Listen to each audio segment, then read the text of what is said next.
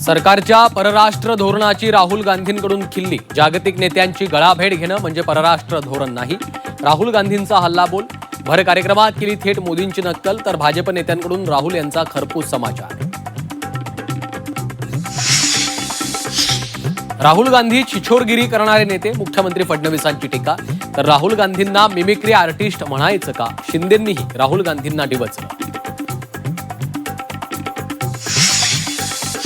पंतप्रधान मोदी शहांनी बाळासाहेब ठाकरेंचा पक्ष आणि चिन्ह विकलं. खासदार संजय राऊतांचा गंभीर आरोप. तर केंद्रीय निवडणूक आयोगावरही घणाघाती टीका.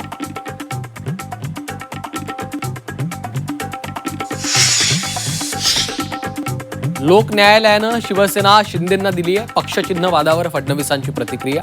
शिवसेना पक्ष ठाकरेंचाच, सुप्रिया सुळेंचं विधान.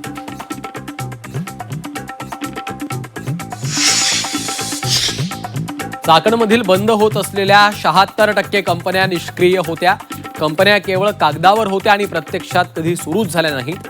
कंपनी स्थलांतराच्या आरोपाला मुख्यमंत्री फडणवीसांचं उत्तर. जेनझीवर फोकस करा, त्यांच्याशी संपर्क ठेवा. पुण्यातल्या बैठकीत राज ठाकरेंच्या मनसे पदाधिकाऱ्यांना सूचना. जेनझी सोबत समरस होत विचार समजून घेण्याचेही निर्देश.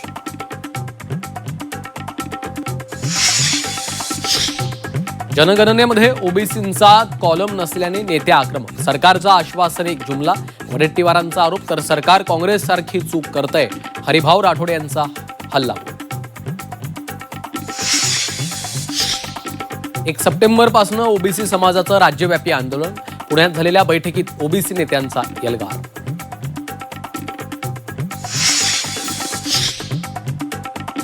मराठ्यांच्या नादी लागल्यानं बावनकुळे रडकुंडीला आले. मराठा समाजाविरोधात कुणी गेलं तर सोडणार नाही. जरांगेंचा पुन्हा इशारा. मुंबईतील फिल्म सिटीमध्ये एफडीएची कारवाई. बॉलिवूड कॅफेमध्ये गंभीर त्रुटी. किचनमध्ये अस्वच्छता, दूषित पाणी असल्याचं उघड.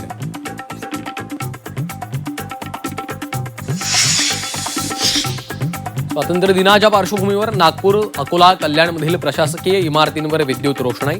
विद्युत रोषणाईनं परिसर उजळला.